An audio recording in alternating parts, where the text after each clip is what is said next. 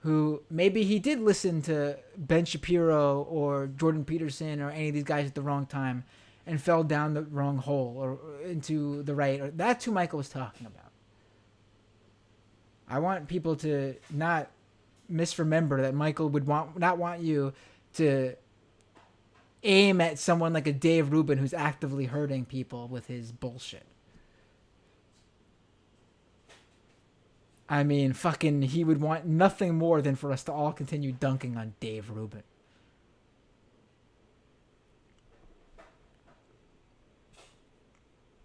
Truthfully. You know, the poor guy who's believing this coronavirus shit he reads online from these bad right-wing actors, who's actively harming himself and his family and doesn't know any better. That's who Michael's talking about, that we could be reaching out to. He's not talking about fucking, we need to be nicer to Richard Spencer or some shit like that.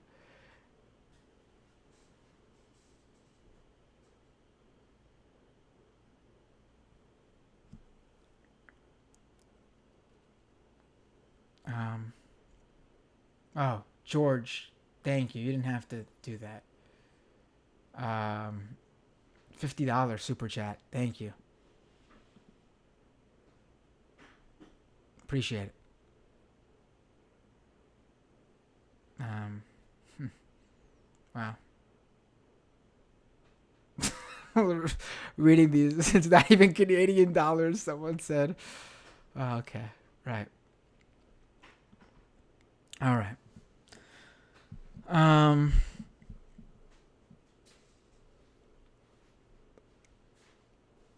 Like I said, this isn't going to be the last time. They're far from it. So, you know, I feel like I'm sort of putting off ending this episode.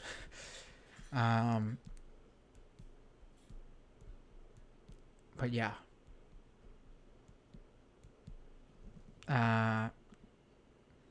If anyone wants to call in, I'll take another last call or two, and then that'll be it for tonight, for now.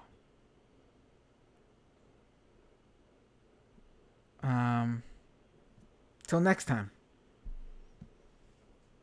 And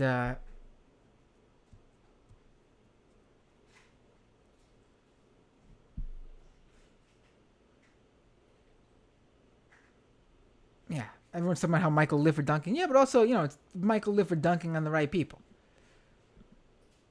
You know, the idea that you wouldn't oh, and if anyone has ever went to a live show or ever came to the studio when I was there with Michael and you have pictures, some people have been sending them to me.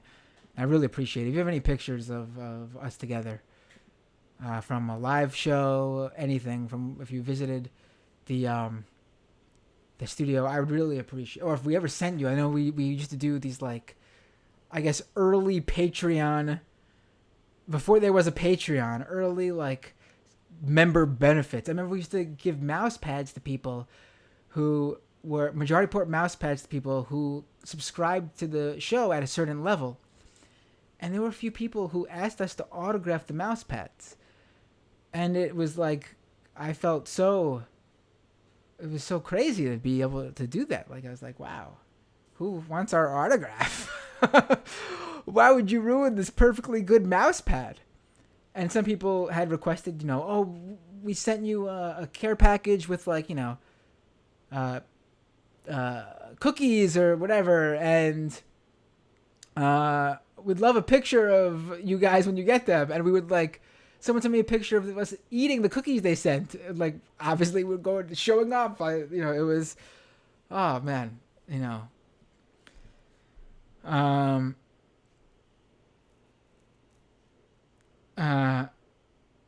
Yeah, that, if you have any of those, I'd love to see them. And if anyone wants to dive into the archives from October 2015 or before that and pull out any clips when me and Michael and Sam were on the show, whether it was just me and Michael, or if you even want to go back into the shows where I came back and was a guest in 2016, 2017, 2018, and 2019, I would love for you to grab clips from that, and I'll play them on later shows. And I'll share them on Twitter too. I'm so happy Michael asked me to be on the TMBS Live in February. It was so much fun. I had not done a live show like that in ages. Like I said, I was in a band for a while. I loved doing live shows. And then, let me take this call and then I'll finish up with what I was saying. Hold on one second. Let me pull the Skype up. Hey, what's your name? Where are you calling from? Hey, man, I'm Philbo. I'm from San Marcos, Texas. How you doing? Oh, well, hanging in there with everything going on, especially, with Michael's passing. But right. It's been really good to, like you've been saying, like, talk about it with other people and hear other people talk about it and what he meant to them. It's been really heartwarming and kind of getting to know him in that way. Because I guess I started listening to, like, MR and the Michael Brooks show, I guess maybe a little over a year and a half ago. I can't really remember because, it kind of like started slowly on YouTube. And then, before I knew it, I was like subscribing and watching all y'all. In fact, I found you through like, their work and stuff like that. So, right. Yeah, it's just been like a really big family. And like, that's kind of, how I felt about, finding, the community, and the Left is Best, community and stuff like that. It was like finding a family.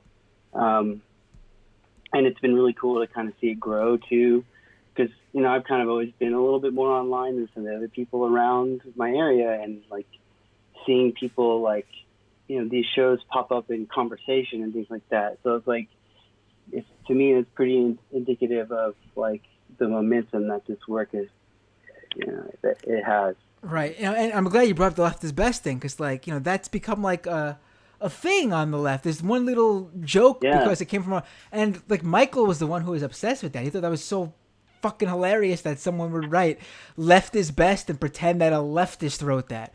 Like sort of like that guy who wrote in his driveway, and he claimed that he wrote in this old white guy wrote. I mean, I don't allegedly.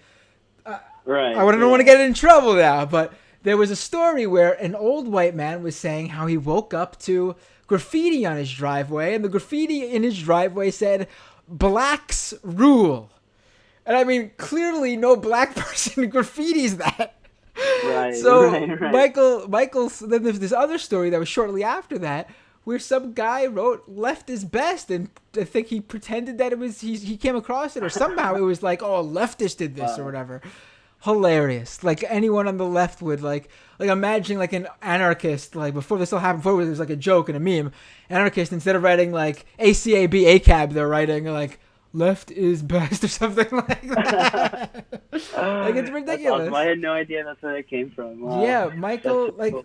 Yeah, this the originate. Oh yeah, that is where "Left is Best" came from. Yeah, that story of some guy graffitiing that. Yes. Cool, man. Yeah, so I mean, I don't want to take up too much of the time tonight, but I just recently ordered Michael's book, and it's been on back order because it's been selling really well and things like that. And so, like, I think it's in the mail, but with all the coronavirus, it's really slowed down. Yeah, I don't know. I accidentally ordered 2 copies, and I just like sent a little tweet about it. Like, oh, it looks like I'm gonna donate one to the library, and I tagged him in it, and he liked it. And it's just those little things, he's always looking out for like the fans and his followers of his work, and he really, and like I think he was really indicative of everything that people were saying about him today. He really, really cared about people. Yeah. And like it, and like he was always so about compassion, but it was so ruthless. So like people talk about dunking and whatever, and like dunking on the right people. It was like, because it was like about getting people housing and healthcare, and like he had no time for that nonsense. Yes, so exactly. It like dominates so much of the culture, whatever. Right. So I think he just like brought such a clarity to it all. Like, yeah, and I think I had another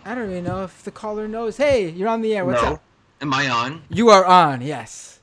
Oh my god, I can't hear anything. Can you hear me? I hear you, though. I hear you. I can hear you. I can hear you. I'm so bad at this. It's all good. Why don't... I wish I could, like, sign language or... if you want, say what you want to say, and then I'll... we could end the call, and I'll just address if there's anything to address off air.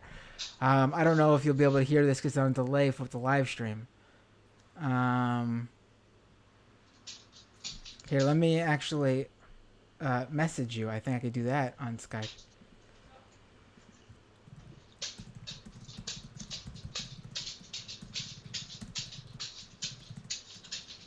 Anything on there?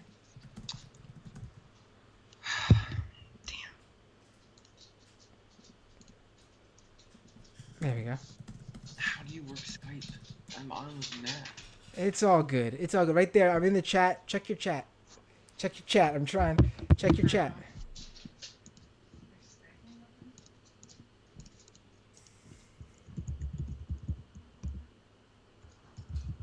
They don't see the chat. All right. I'm going to hang up. I'm sorry. If you want to call back in and you can't hear me, just say what you want to say. I want to make sure you get what you want to say out there. And that's cool if you can't hear me on the line.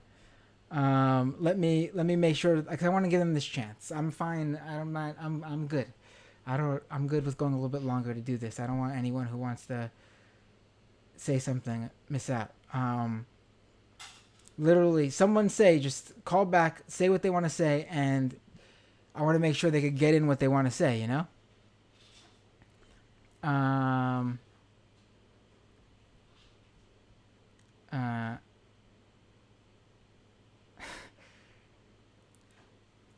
Champagne says, Matt is New York short, which is like tall everywhere else.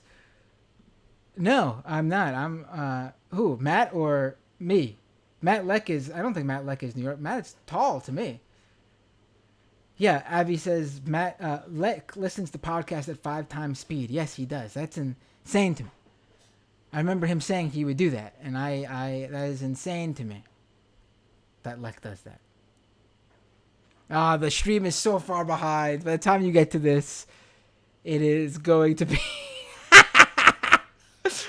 Oh, no. The stream... I just checked to see what the YouTube stream is to where I am right now. So far behind. Renee says, I came up with unrest is best, though. I like that, too. But left is best has the...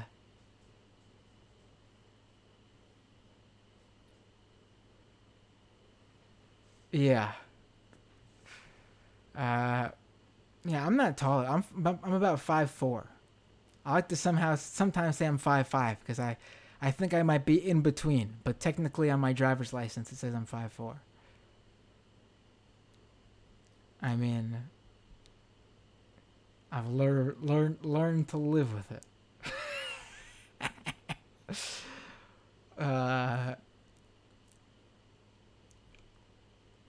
There's like a 45-second delay, says not easily defined. This is great to me because this is classic all shit breaking down on an early episode of The Majority Report where everything is taped together and hanging on by a thread. And none of us know what got unplugged or what went wrong or whose fault is it. Zoe says, Matt, say boo when you see this. It's 12:50 a.m. on my end when I am reading Zoe say, Matt, say boo when you see this. Let's see when you guys see this. Yeah. Yeah.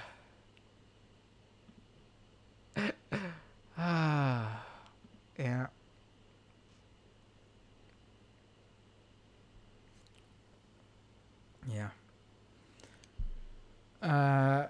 David says with a super chat again, I'm 5'4", 5'4.75". Kennedy says I'm like 5'2", 5'3".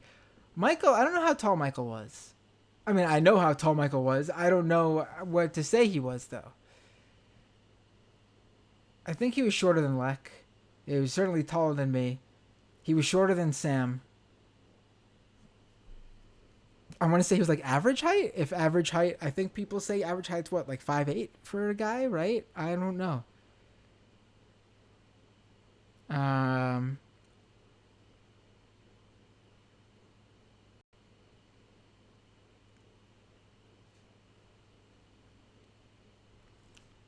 Oh, well, it's 12:51 a.m. on the East Coast in New York City.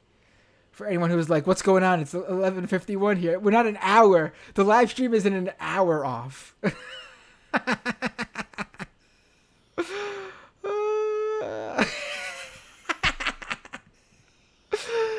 The live stream is not an hour off. Okay, so it's a minute behind, which is actually fairly. I mean, not bad depending on, but also if you're doing something in real time like this, it could be forever. It could feel like forever. Rowan says, Michael Brooks is literally the only reason why I'm still alive today, which feels so strange considering I met him once. He had that effect on people, though. This was a tough one. Oh,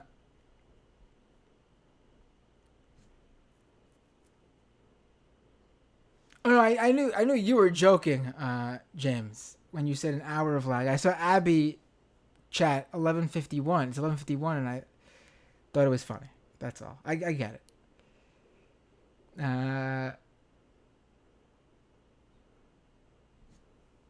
Although it is funny to me if we were an hour lag. If I was doing this show and it took an hour for anyone to see the beginning of it, that would be incredibly funny, actually.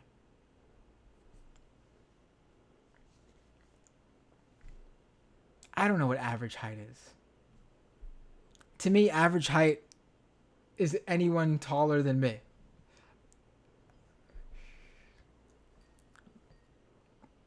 All right. Let's try this again. Hello? Hello? You're on the air. Ah, I'm so sorry this is going to work out.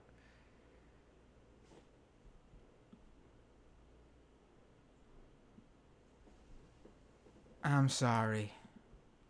I'm really trying to make sure this happens, but it looks like we're not going to... Champagne and Commie says 5'10" is tall, like it or not. Information Warfare says don't forget to support diversity of tactics. All right.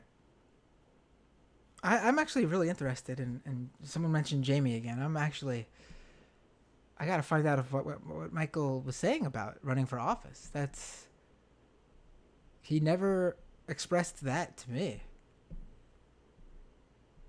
I'm not saying that he needed to or it's impossible. I never took him for that. That's crazy.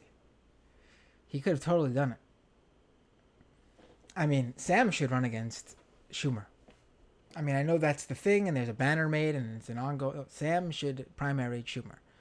Like if someone legitimate, like I'm not saying Sam's illegitimate, but if someone with a better case, like an AOC, like if Alexandria Ocasio-Cortez doesn't primary Chuck Schumer, then Sam should.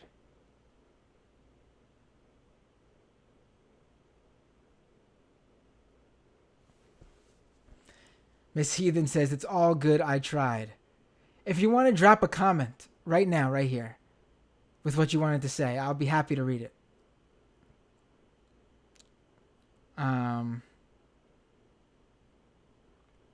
Yeah. Ekin says President Brooks. Yeah.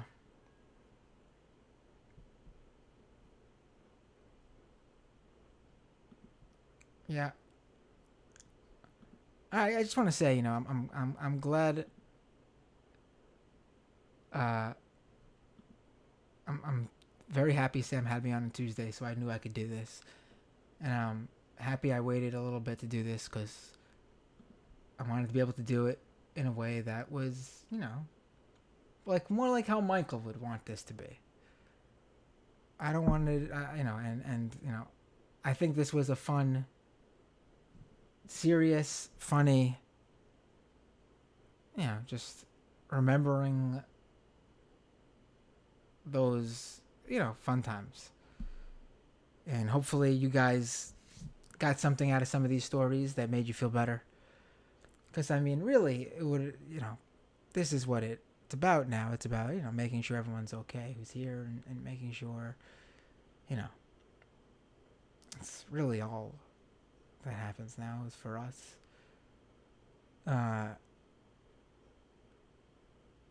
To make, people who are here feel better.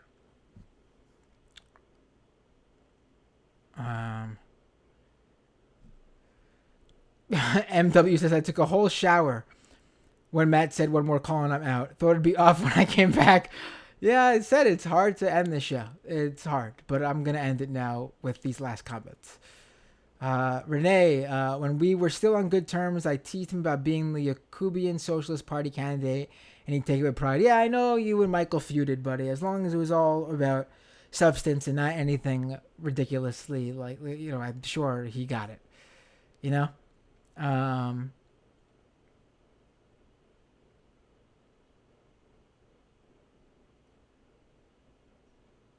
Ekin said, now that I know you're seeing this, a more serious comment, Michael and I were co-writing an article. He made everyone he seemingly interacted with feel like they were a special friend. Tell me about it. You remind me by saying this. I'm very happy. I didn't even mention it, that I got to co-write an article with Michael. I feel like I'm rubbing it in now, but no, that's not. You reminded me of it. I'm very happy you did. I'm very thankful for that you did that. We wrote all these co-hosting. We did of all these shows, but we only wrote one article together. It's in Good. I think it's still up. Good magazine. It was really nice to see a byline that said by Matt Binder and Michael Brooks. And it was his idea to do it.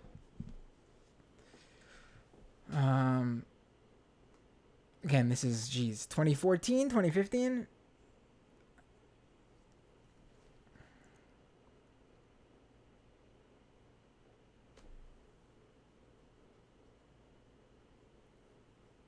Age is 30 for Senate.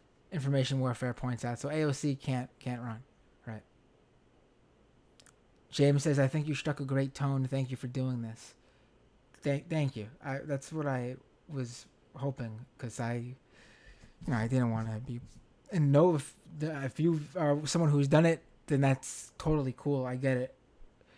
And all these people basically say how my funny stories on Majority Report were helpful, and so I was like, if that's what people want, then I want to be able to be helpful. I don't want to, that's all. We have enough of that. When we heard the news, and it's been, I went through it numerous times. When I first heard the news, when they put out the official tweet that made it like real, because at that point I knew about it, but didn't say anything because not everyone did, and had to give fit time for all that to come out. And again, I didn't realize that people had known about it and there was speculation. It didn't even occur to me that it happened, because I was told after the show would have been off the air, not knowing the show ended early because the news came in when I was first told about it.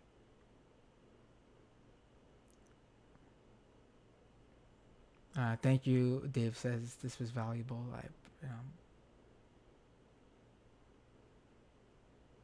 Oh, and I forgot who mentioned it. I think it was someone in the Jacobin. How I noticed at first that only Fox, out of all the major cable mainstream news stations, covered his passing. And I was like, Michael would think that's funny that Fox covered it. But then a day later, CNN also covered it. And I forgot who had the Jacobin. It was one of the Jacobin put a number of articles about Michael. Beautiful articles, all of them. And someone said how he would have thought it was so funny that MSNBC was the holdout in not saying anything about his passing. And both of those are so true. He would have thought it was so funny that Fox covered it. And then he would have thought it was even funnier that when CNN covered it, that only of course, MSNBC wouldn't have covered it. Of course.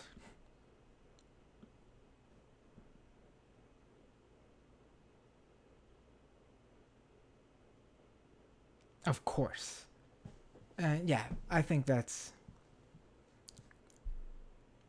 I just received being that they sent it to me via DM, I don't know if they want me to read it on air, but I want to at least acknowledge it.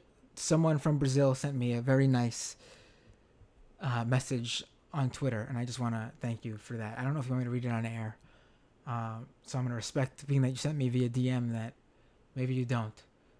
But I do want to acknowledge it.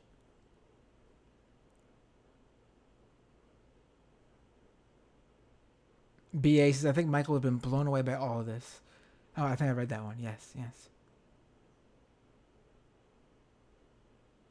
Champagne Kami says, it's beautiful to remember and honor in this way a truly irreplaceable being in our life.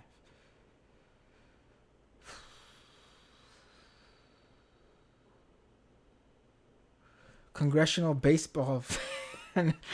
Hi, Matt. Thank you for doing this. Michael was one of the best people I've ever met. He was always so gracious and gave me some great advice. He was only 4 days older than me, but he had so much wisdom. Thank you all. Oh, I'm glad you mentioned his, how old he was. I think this is crazy how this worked out. When I mentioned how, I consider a very select few people like the word friend. Two other people from earlier in my life were the singer who was one of my really great friends, still is whenever we reach out, and the guitarist from my band who we were together for like 4 years, playing every week, doing live shows every weekend, and their birthdays were August 13th. Both of them, and we thought that was crazy that two guys in the same band, they were a year apart, but the same birthday, August 13th. And I was like, oh man, I got two friends on August 13th whose birthday I will celebrate every August 13th.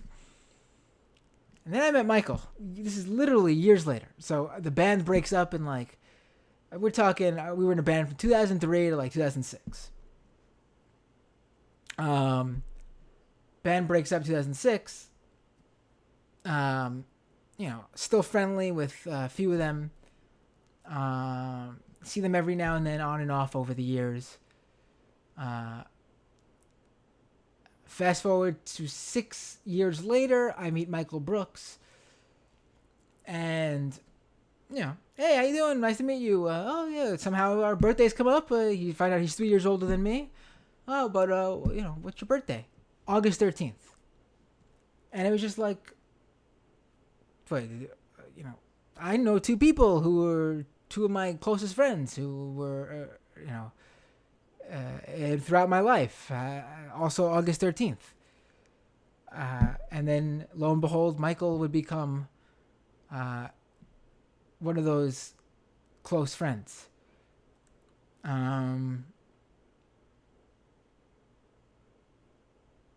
Yeah.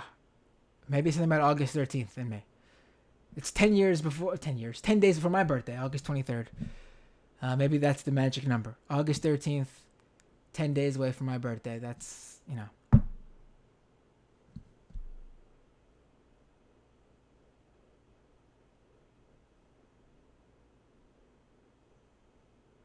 Maggie says, this has been good. All cried out. Thank you, Matt. Oh, my dad says AOC will be 31 in 2022. Perfect. She could primary Schumer. If she doesn't, Sam should.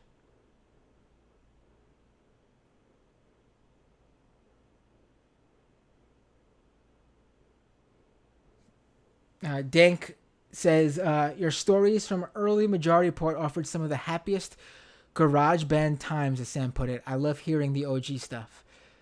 Yeah, I was really happy he put it that way. That's how it felt to me. I mean, again, at that age when I was there, early to mid-20s when I started at the Majority Report, I was, the band stuff was all very fresh and to get a job doing something that was political, like my political punk band was, but also just as DIY as my political punk band was. It was like, you know, a match made in heaven, and I'll never forget it, truthfully. Like, and you guys know that. It's not just me saying that. I literally mention the Majority Report and Michael Brooks and Sam Cedar all the time. No matter what I do in this realm, will be because that experience with those two guys set me on this path, you know?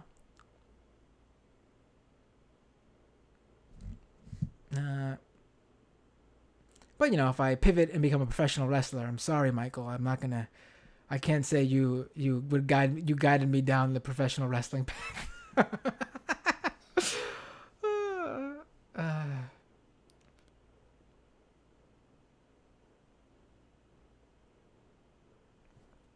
Oh, my dad says Chris Hayes honored Michael. Did he do it on air, though? I know he tweeted it, but that's Chris Hayes' own personal Twitter. Chris Hayes is a good guy. But did MSNBC cover it themselves? Did they do it on their shows? Did they do an article?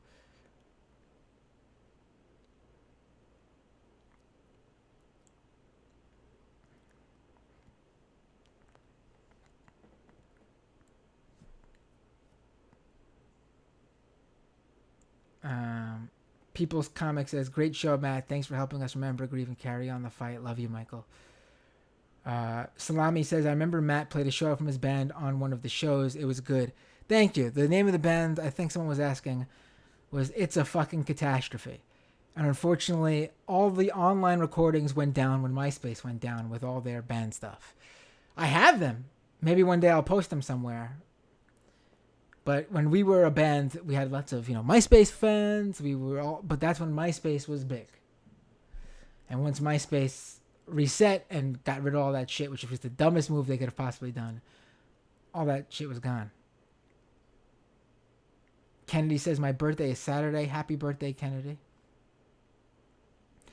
DBCSG says, I regret not making it down to Philly when I was visiting Brooklyn from Seattle last November.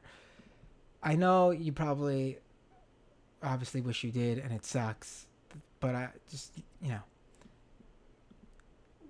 one thing that I'm very happy... Oh, I forgot I had the Skype thing up. That I'm very happy we had is Michael has a full archive and library on YouTube. You'll never miss his voice. I mean, maybe you'll wish you heard something about current events, but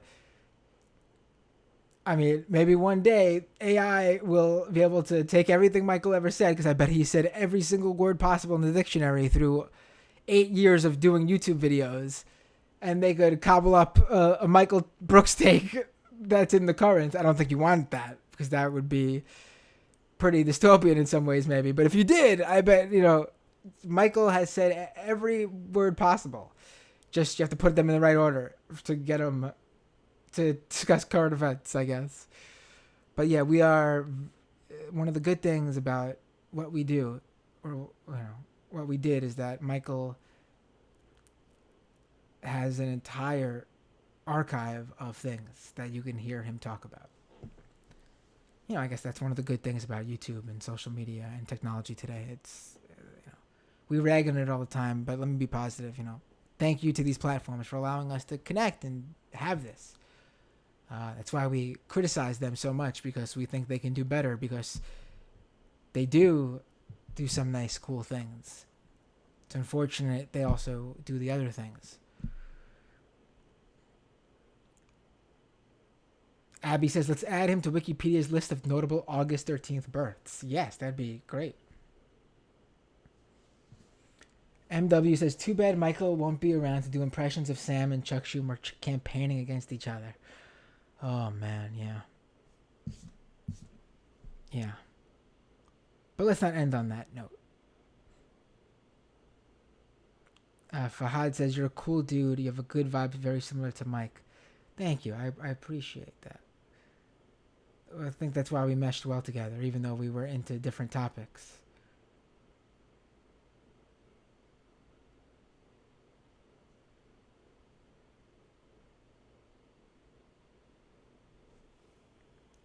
Lauren says Hayes is on vacation this week. We'll see if he mentions it when he gets back.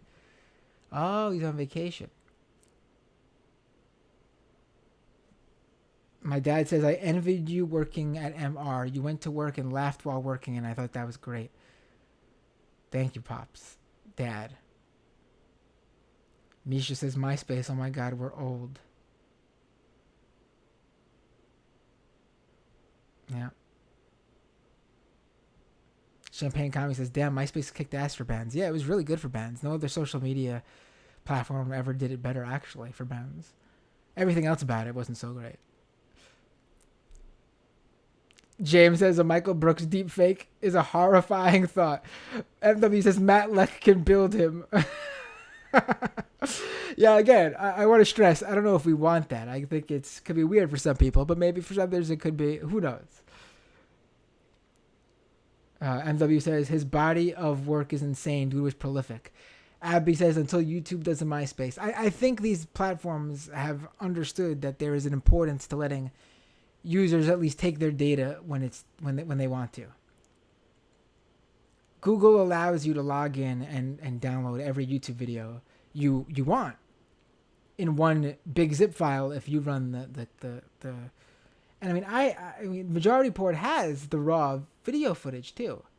I was there. I know in 2015 there was literally like 4 or 5 hard drives full of the full shows. Seriously. So, I mean, it's there. And, I mean, you can download a YouTube download program and get this stuff if you want. You have to go video by video to do it that route if you don't have to log in, obviously. But it's the opportunity to grab this stuff for your own personal local drive is there.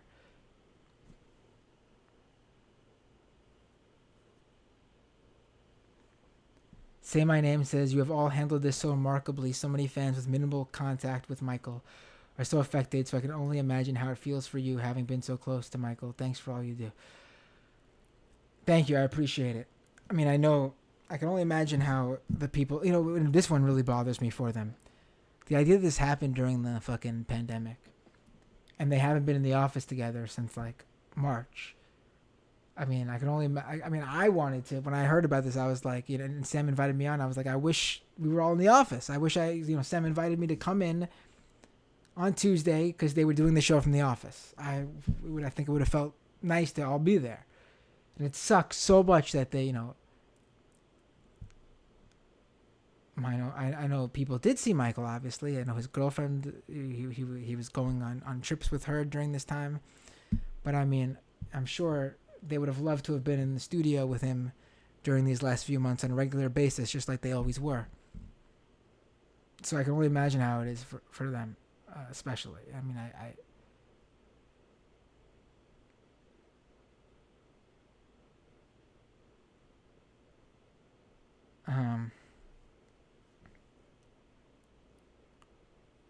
Champagne Kami says Michael had the best quarantine beard. Yeah, he had a pretty thick beard.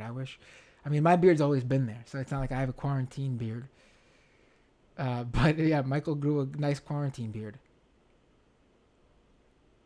Michael Brooks hologram, everyone's talking about now. Michael Brooks and Tupac hologram live show, says MW. BA Wesley says hologram Brooks fighting for non-physical human rights.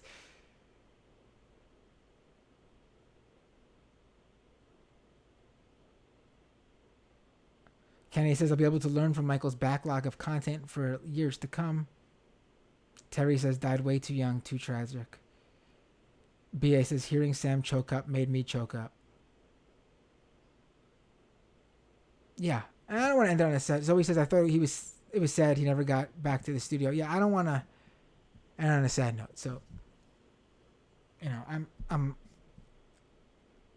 I am truly thankful for knowing Michael Brooks and and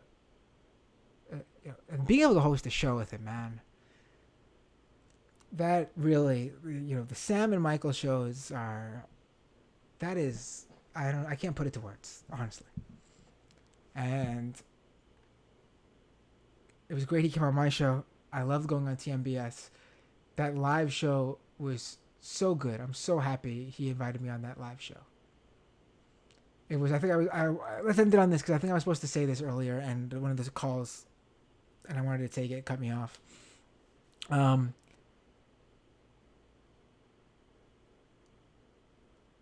When I have the text message, he texted me in December asking if I wanted to do the live show. And I sent him a joking text saying, I thought you'd never ask. And he laughed at that. And we did the show, and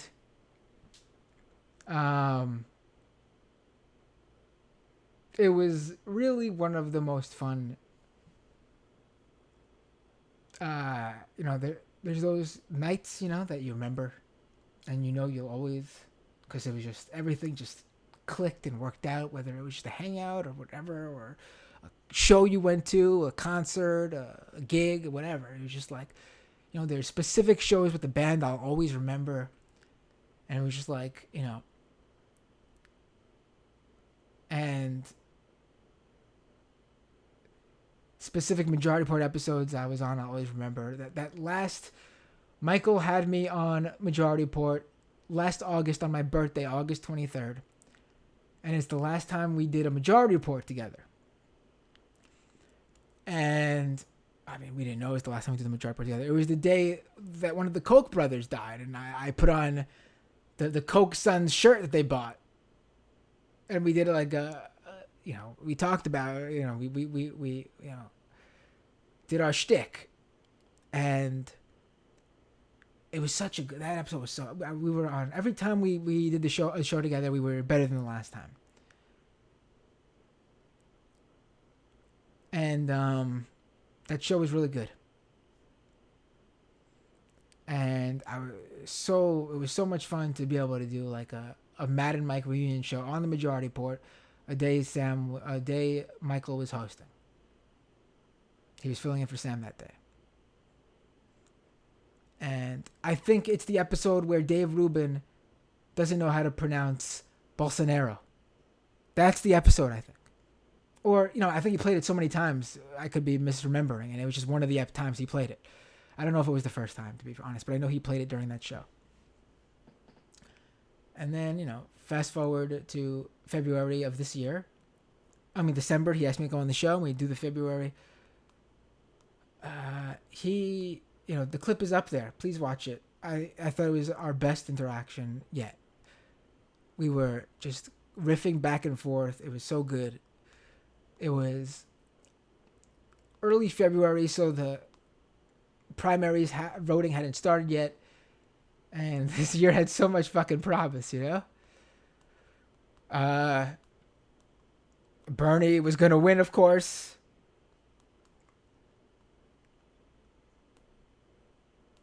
I was thinking of all the, wow, it's going to be a year. 2020 is going to be our year, man. Like, I didn't say that to him, but I was thinking that, like, all together. Just, like, our year in general. Like, the left was going to win this year, I'm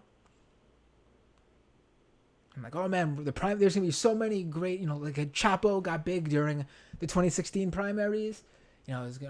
Michael's show is going to blow up even bigger, and, all these other leftist shows, or maybe even my show will have a moment during the primaries.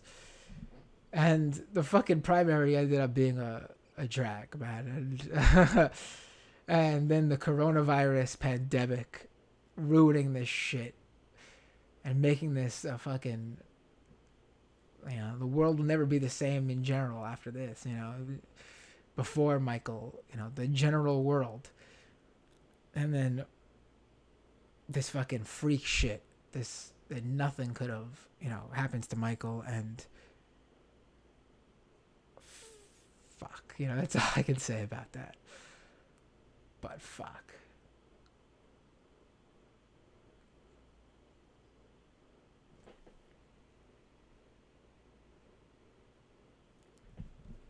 It sucks, man, But again, I don't want to, I keep saying this as I'm, the whole episode I'm like being positive, and then here I am. But, yeah, that's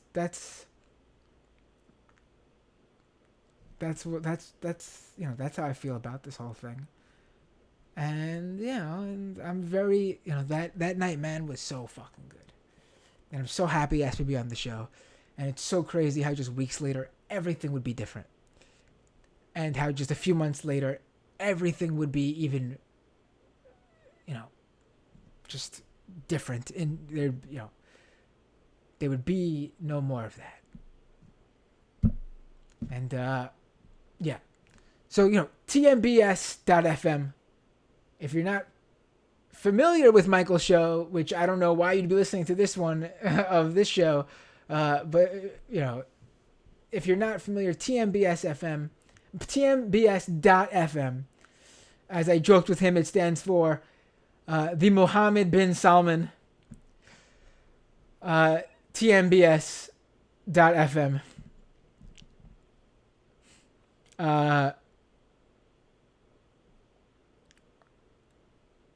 Buy his merch. I want that black long sleeve t-shirt that's sold out. I gotta somehow find out how to get my hands on one of those. I like the map that says Los Angeles, New York, I forget where else, in Palestine. MW says, as Ben Dixon said, we were in the darkest timeline. Buy Michael's book, Against the Web. He promoted it from independent bookstores, so if you could buy it from an independent bookstore, get it from an independent bookstore.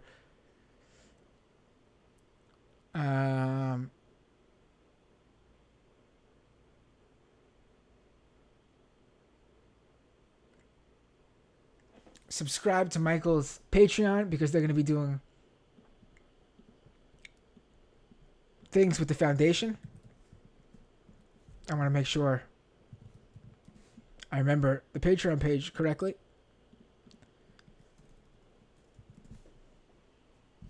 Patreon.com/TMBS. Again, to easily remember it, TMBS. TMBS stands for the Mohammed bin Salman. And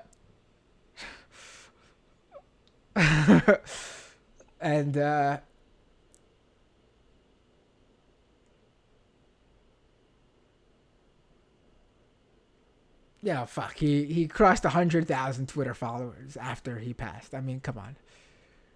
This should have all happened. Well, he should have been on Wikipedia. He's okay. Yeah. This is how the world works.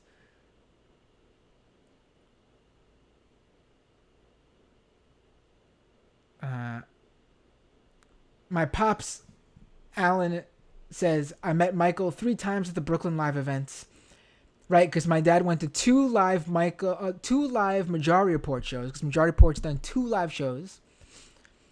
And oh man, and I just wanted to add up, when I saw them do the live shows, I was like, when I was with the show, I was always like, oh man, I hope one day we do a live show. And we never did when I was there. So when they did live shows, I went and I lived vicariously through them. And I was so happy on that first one that Sam made a comment about how I guess he saw me in the crowd, and he joked on the stage about how every technical difficulty went away when they hired Matt Leck, and then he turns and goes, oh, I'm sorry, old Matt, I didn't know you were here. That I love that shit. I love dunking on people. I love people dunking on me. I love self-deprecation. So that meant so much to me. So my dad says, Michael not only shook my hand, he also gave me a warm, full hug, not just a bro hug. And although my IM name is Binder Dad, he addressed me because my dad IMs into Majority Report as Binder Dad. He addressed me as Mr. Binder.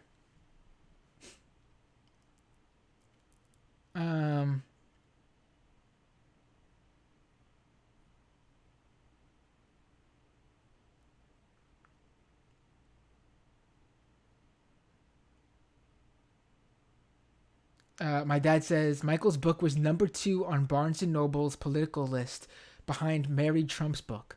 Is it really? The publisher, by the way, is Zero Books, with the number 0 at the end of the word zero. Like instead of a O at the end of zero, it's the number zero.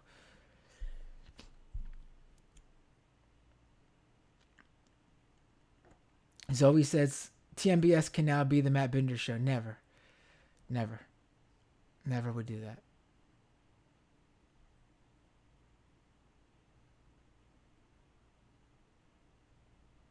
Tom says, we'll do more of these, Matt. It's okay to end the stream. Love you, brother. Right. Yeah, I guess I'm sort of pushing it now, aren't I? I'm really. But I don't want to hit the 4-hour mark because that's for Sam. So I'll drop it right now at 3 hours, 56 minutes. Thank you, everybody, so much. Lauren says, did Sam know you were there before he said that? He seemed surprised to see you. I don't know if he knew I was coming. But it was a fun moment. It was a lot of fun. All right. You'll keep hearing Michael's name on this show.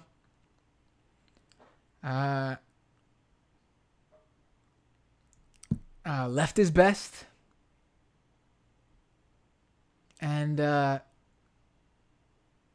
love you, Michael.